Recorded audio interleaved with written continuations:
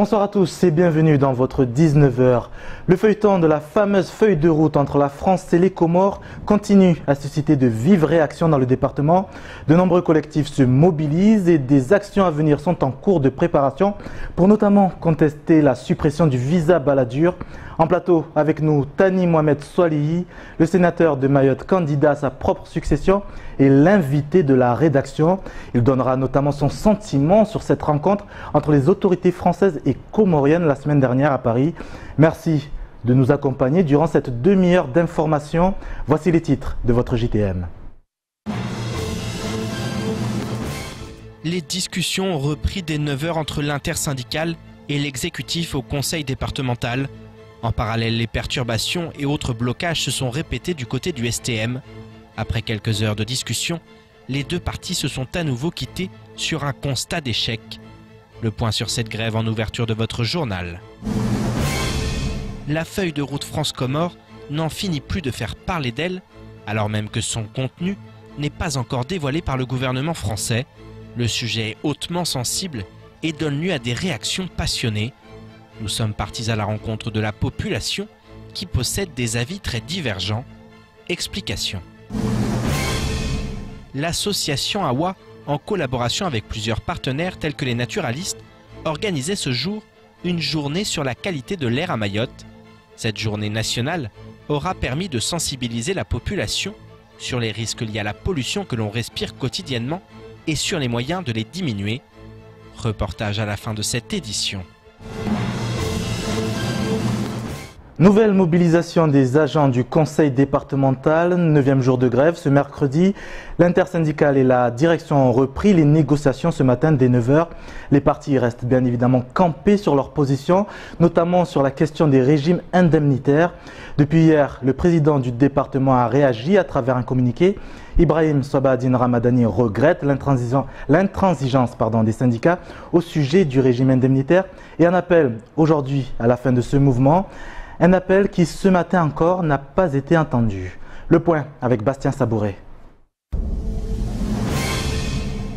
La grève toujours d'actualité. Hier soir, un communiqué du président du conseil départemental, Ibrahim Ramadani, a fait état de sa consternation. Les grévistes sont appelés au civisme. Leurs revendications principales sont déjà en grande majorité acceptées. Aujourd'hui, le président les reçoit de nouveau en réunion depuis 9h. Du côté des barges, le blocage est réitéré. Les grévistes sont bien décidés à ne rien lâcher. Aux dernières nouvelles, il y a un quart d'heure, donc ils sont de nouveau tous retournés à la table de négociation et on attend la suite. En attendant, nous on est là, on bloque. Des passagers commencent à perdre patience. Voilà déjà 9 jours que la grève a commencé. Pour certains, l'occasion même de passer un message politique. Je ne sais pas si ça fait partie de la campagne électorale, mais je le dis, on a marre. Parce que la France nous fait quoi? Il a une dette envers nous. On a été ses esclaves. Maintenant qu'il nous respecte. Un transport minimum doit pourtant être assuré. Et pour éviter les débordements d'hier, la sécurité est renforcée. Comme vous pouvez le constater, nous sommes en nombre suffisant pour faire en sorte que, malgré le blocage, les choses se passent sans incident qui pourrait compromettre la sécurité des personnes. Pour l'heure, toujours aucun accord n'a été trouvé. L'intersyndicat et l'administration sont toujours en négociation. Et en marge des événements du côté des quais du STM, ce mercredi, un des membres de l'intersyndicale était l'invité de la matinale de Kouzi. Abdou Hariti est revenu notamment sur le principal point de blocage, le régime indemnitaire supprimé par l'exécutif. D'après l'agent départemental, les salaires de certains employés ont été amputés de plusieurs centaines d'euros. Écoutons ses propos au micro de Patrick Mian. Soyons justes et soyons justes jusqu'au bout. Oui. Et que des gens ici, certains occupent des postes illégalement et qui ont des primes illégalement au sein du conseil départemental. Et que ce sont ceux-là même qui viennent expliquer aux femmes de ménage, qui viennent expliquer à l'agent d'entretien que la prime qu'elle percevait était illégale. Alors je vous rappelle bien que ces primes étaient données sur la base d'un texte juridique, oui. La délibération de 2009, cette fameuse délibération dont on parle. Maintenant, nous, on dit, vous avez sucré ces indemnités en prônant la justice. Soit, Mais maintenant, c'est la justice pour tout le monde. Et maintenant, vous parlez de 2009. Mais Patrick, nous ne sommes plus en 2009. Oui. Nous sommes en 2017. Oui. Et ces indemnités sur la base de la délibération de 2009 n'ont jamais été retouchées. Le coût de la vie a énormément évolué depuis. Bonsoir Pierre Bellucci. Bonsoir Sonny, bonsoir à tous. Il semble y avoir du nouveau du côté du conseil départemental. Effectivement, du nouveau. Il y a eu donc une réunion ce matin dès 9h, une réunion qui a duré plusieurs heures, qui s'est terminée en tout début d'après-midi, aux alentours de 13h, 13h30. Suite à cela, ça a été un échec, un nouvel échec. Suite à cela, il y a eu une assemblée générale avec des divergences entre les syndicats, d'un côté, qui souhaitaient suspendre, en tout cas plusieurs d'entre eux souhaitaient suspendre le mouvement. Ils sont arrivés à un moment où on voit qu'il y a un blocage et qu'il est peut-être temps de suspendre pour reprendre, pourquoi pas les négociations plus tard. Et puis, ils ont consulté la base lors de cette assemblée générale, qui a dit le contraire, qui a dit non, on ne peut pas s'arrêter maintenant, on doit continuer. En tout cas, on doit continuer à discuter ensemble pour voir comment va évoluer ce mouvement de grève. Ils sont déterminés. Donc, à l'heure où on se parle, le mouvement de grève se poursuit. Demain matin, il y aura une assemblée générale. Il va encore y avoir des discussions. Il ne devrait pas y avoir d'action, c'est-à-dire que les perturbations qui ont eu lieu ces derniers jours au niveau du STM devraient prendre fin. En tout cas, jusqu'à la reprise du mouvement. En tout cas, jusqu'à la fin des discussions, jusqu'à la fin de l'assemblée générale. Donc, probablement en fin de matinée, on en saura plus. En ce qui concerne les discussions, parce que c'est quand même important, on le voit, c'est ce régime indemnitaire qui pose problème. Encore une fois, on sent qu'au sein de ce conseil départemental, il y a une véritable division. On a d'un côté le cabinet du président, qui a souvent été accusé de mener la baguette au sein du département. Et puis on a de l'autre un président du conseil départemental qui, à chaque fois qu'il rencontre les syndicats, fait l'unanimité. Donc, et vraiment, il y a un double discours entre les discussions et les propos du président du conseil départemental lorsqu'il rencontre les syndicats, et ensuite notamment lorsqu'il a écrit ce communiqué qui a été publié hier soir, dans lequel il explique qu'il souhaite la fin de ce mouvement, que pour lui il y a déjà eu des avancées importantes et qu'il serait temps maintenant de passer à autre chose. Donc voilà, il y a un double discours qui pose problème au niveau des syndicats. Leurs revendications, pour certaines, ne sont pas nouvelles. Pour cette question du régime indemnitaire, c'est très épineux parce que on est sur une délibération de 2009 qui déjà était très ambiguë et avait posé problème. Et aujourd'hui, ça revient sur le devant de la table. Ils expliquent que le coût de la vie a augmenté et que depuis qu'elle a été supprimée, c'est très très compliqué. Donc voilà. Donc on va voir la suite de ce mouvement. On va voir ce qu'il en est déjà dès demain. Ce sera sûrement une journée très très importante parce que à la fin de cette assemblée générale, il y aura une prise de décision, peut-être la suspension du mouvement, ou alors, si ça reprend, ça risque d'être encore plus dur et les actions risquent de reprendre avec pourquoi pas des blocages au-delà même des barges.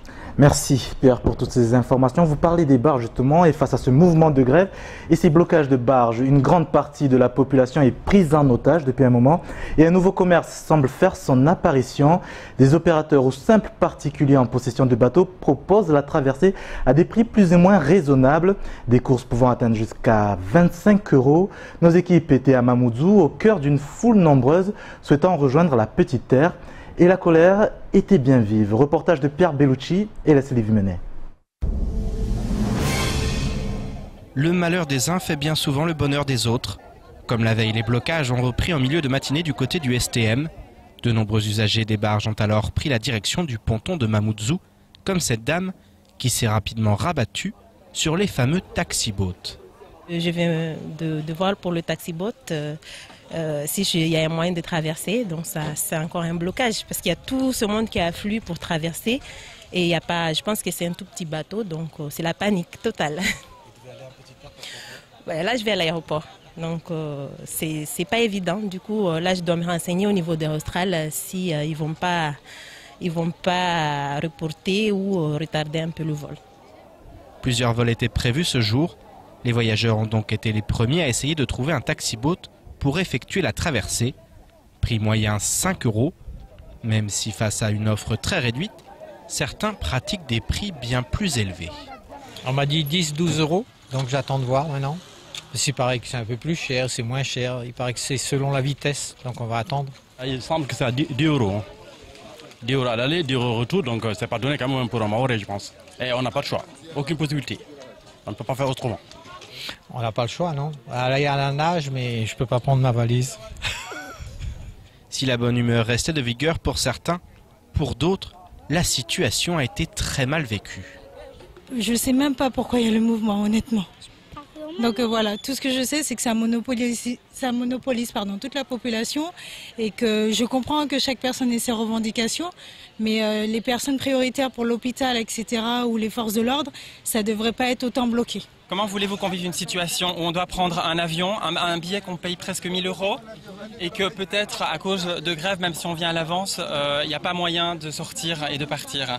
Et ça tout simplement pour l'égoïsme de quelques personnes qui veulent avoir des euros en plus, qui estiment qu'ils ne sont pas bien payés. C'est franchement scandaleux, quoi. Franchement scandaleux. Et ça donne vraiment pas envie de venir travailler à Mayotte et de venir aider les gens de Mayotte. Voilà ce que j'ai à dire. Et en plus c'est dangereux parce qu'il peut y avoir des énervements et des violences qui peuvent être provoquées. Donc c'est vraiment grave. Après une semaine de grève et de perturbation du STM, la patience des usagers est mise à rude épreuve, le tout sous les yeux des forces de l'ordre qui tentent d'éviter les débordements. La feuille de route France-Comores, la suite du feuilleton. Le sujet continue à alimenter toutes les discussions dans le 5e département, notamment sur la véracité du document diffusé par certaines presses et sur les réseaux sociaux, mais surtout sur son contenu. Aujourd'hui, des réponses sont clairement demandées. Une forte opposition se constitue dans l'ensemble du territoire. Un collectif a depuis lancé un appel au rassemblement lundi prochain pour contester la suppression du visa Balladur. Bonsoir, monsieur le sénateur. Bonsoir à toutes, bonsoir à tous. Nous allons revenir avec vous dans quelques instants sur cette affaire qui secoue l'île et recueillir votre sentiment. Je vous propose tout d'abord d'écouter les avis de la population que notre reporter a pu recueillir à Mamoudzou dans ce reportage. Dans ce bar réputé de Mamoudzou, tous les sujets sont abordés, même les plus sensibles. Ici, la possible feuille de route entre la France et les Comores ne fait pas l'unanimité. Mayotte-Comores, un débat qui suscite une fois de plus beaucoup de passion. Je suis contre par rapport au visa gratuitement parce que Mayotte c'est un pays de la départementalisation. On a défendu Mayotte pendant 50 ans pour avoir la départementalisation. Que Maoré il va au Comore ou que le Comorien il va à Mayotte, il vient à Mayotte, cette libre circulation peut se faire, on peut le faire, mais on peut le faire à une seule façon que tu viens pour des vacances, tu retournes chez toi.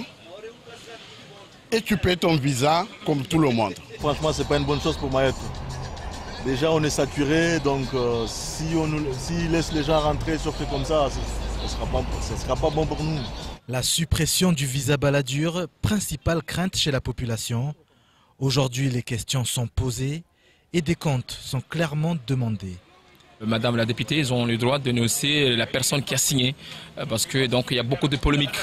Moi, je pense qui est-ce que c'est le député, c'est le président de général, c'est conseiller économique, c'est qui a signé le feuille de route pour le visa gratuitement à Mayotte. Cette histoire me rend un petit peu furieux. Comment une réunion de telle ampleur puisse avoir lieu et qu'aucun représentant local n'est au courant donc de cette réunion. D'autres préfèrent jouer la carte de la prudence et ne pas s'avancer sur un document, source à nouveau de tensions entre les deux territoires.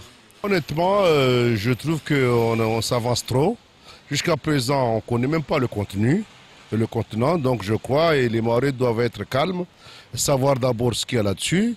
Si c'est avantageux par rapport aux deux peuples, pourquoi pas. Mais pour le moment, je crois que personne ne devrait s'avancer sur des ondits et ça ne sert à rien. Actuellement, il y a trop d'ambiguïté, il y a trop de polémiques. Du coup, on n'arrive même pas à se positionner, à déceler le vrai du faux.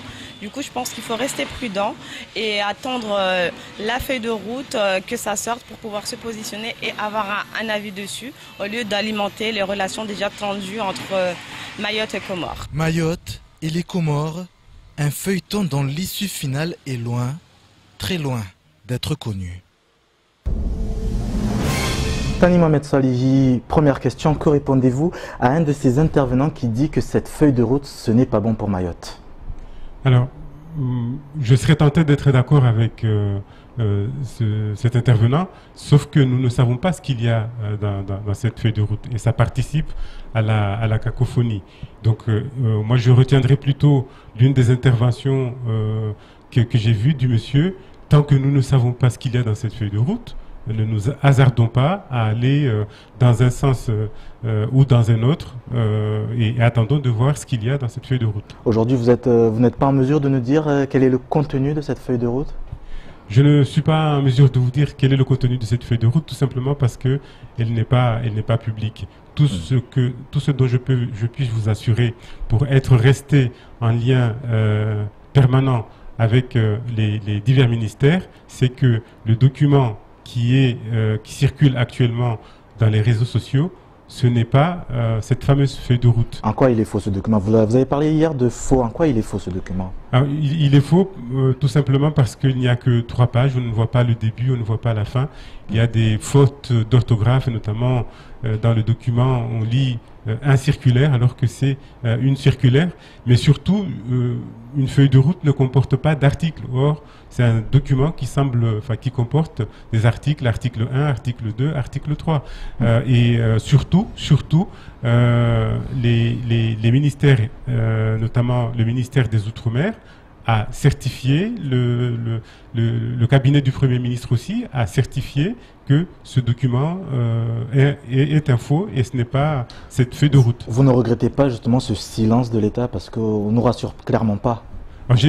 J'ai eu l'occasion de donner un qualificatif à l'occasion d'une émission d'hier.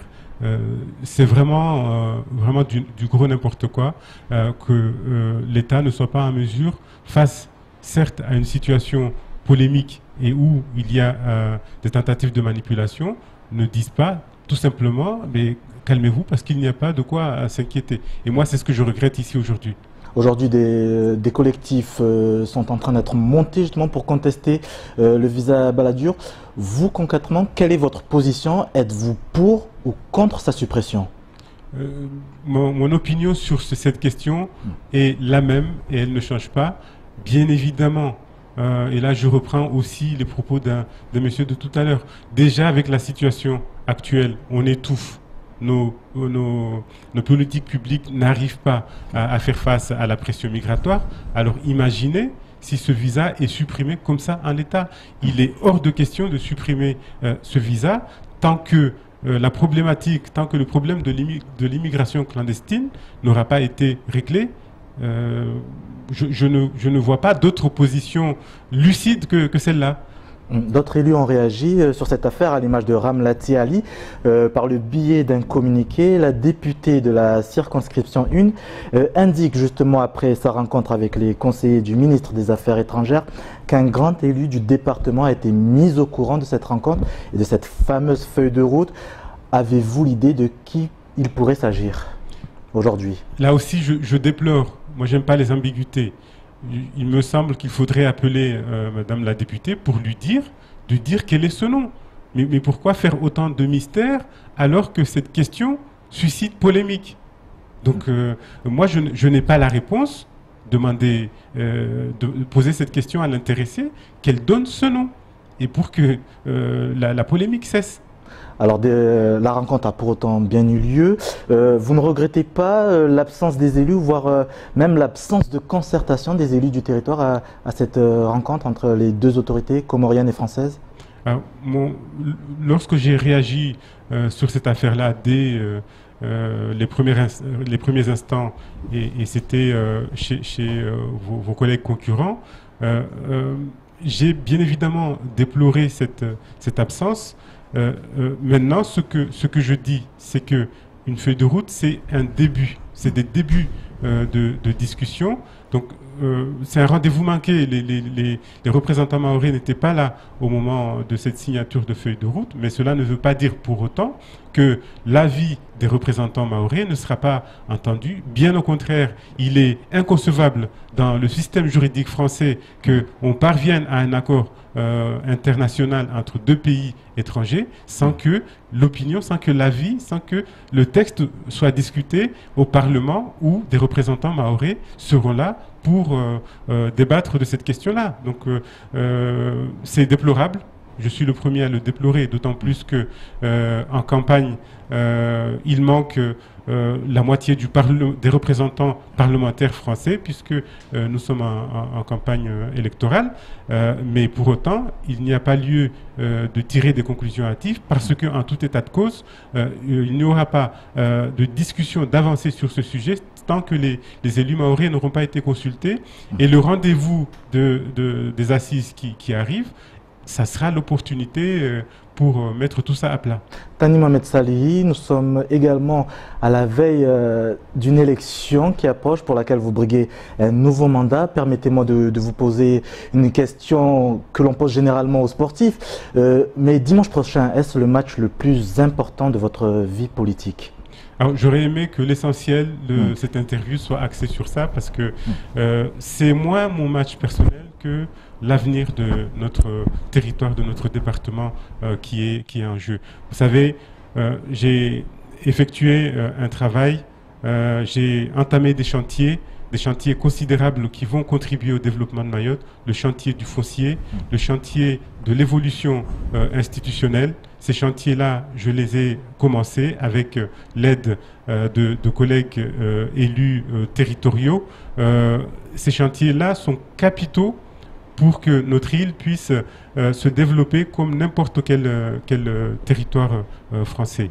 Et moi, je souhaiterais continuer ces chantiers, parce que un travail ne peut pas être mieux continué que par celui qui l'a commencé. Donc, les enjeux sont considérables.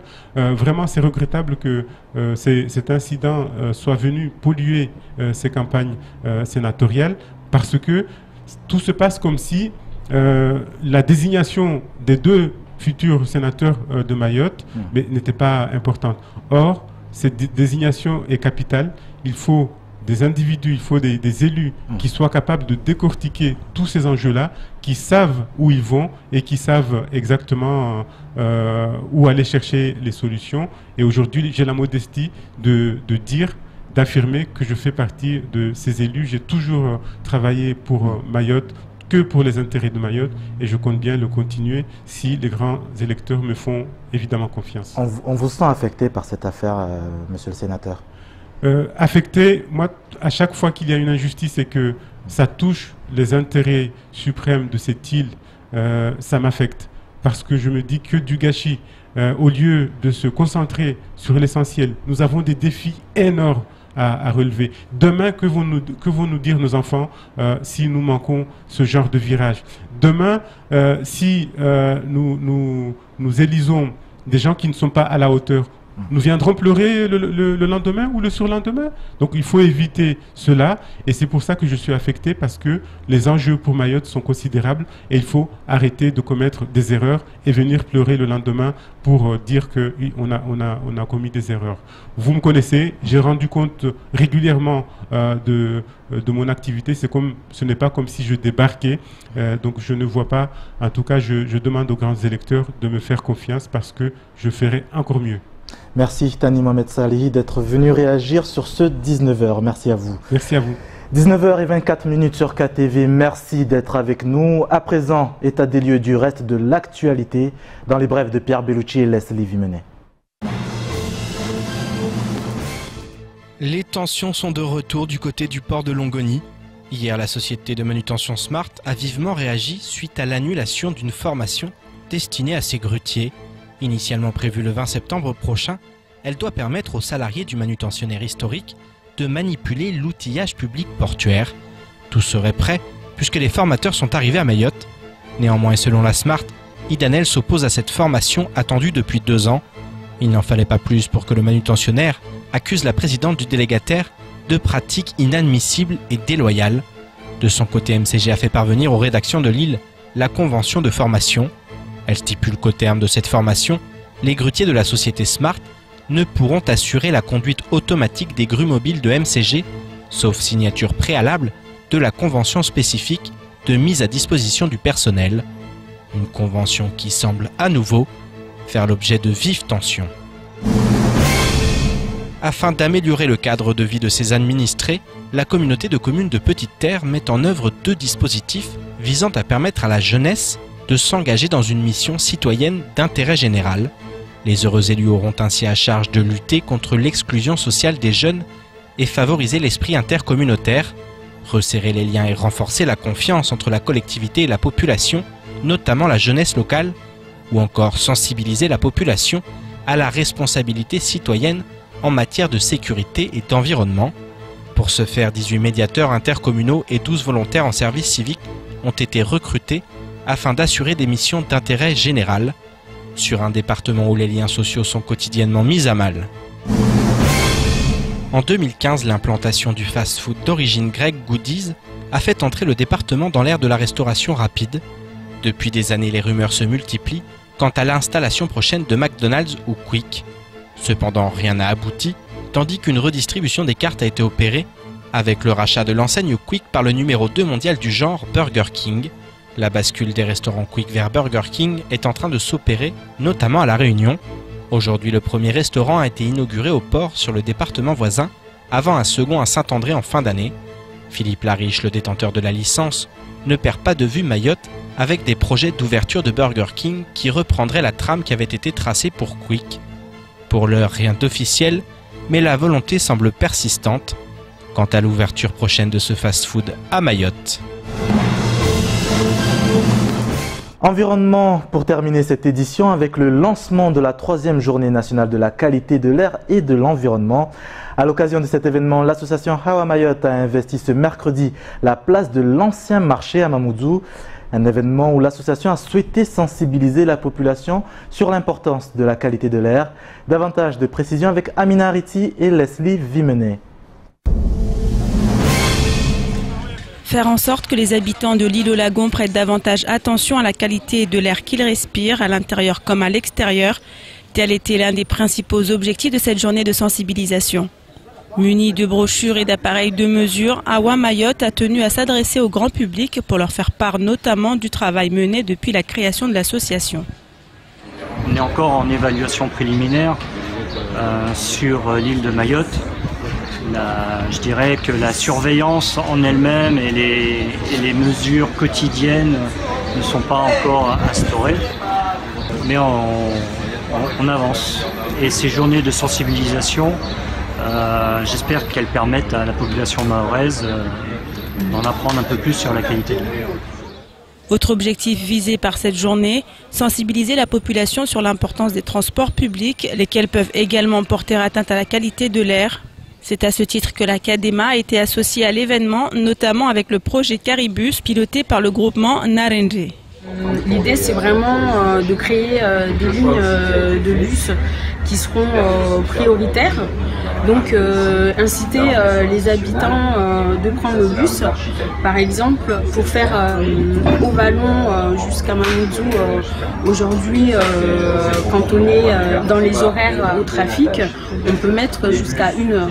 Or, avec le bus, on va réduire ce temps-là et on mettra que 15 minutes pour arriver, pour faire au Vallon jusqu'au centre de Mamoudzou. Ainsi, en réduisant le nombre de véhicules et par là même le temps de trajet, ce projet Caribus va permettre de réduire la pollution émanant de la circulation.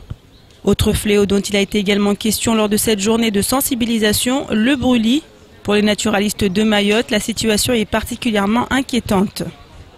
Le président, donc Michel Charpentier, tient à lancer une alerte sur les pratiques qui sont dangereuses pour la qualité de l'air, dangereuses pour la santé et qui sont aujourd'hui inadaptées à l'agriculture.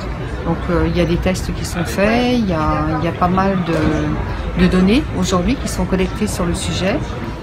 Des données auxquelles s'ajoutent celles enregistrées par l'association Hawa et qui montrent bien à quel point la qualité de l'air est affectée par cette pratique du brûlis. Toute cette pollution atmosphérique a bien évidemment des conséquences sur la santé. Il est donc impératif que dès aujourd'hui, des démarches soient entreprises pour améliorer la qualité de l'air à Mayotte. Ainsi va de l'actualité de ce mercredi. Merci de votre fidélité. Dans un instant, les rediffusions des temps de parole du jour. Retour de l'information demain avec la matinale de Kouizi à 6 h. Je vous donne rendez-vous à 19 h pour un nouveau chapitre de votre actualité. Très bonne soirée à tous et à demain si vous le voulez bien.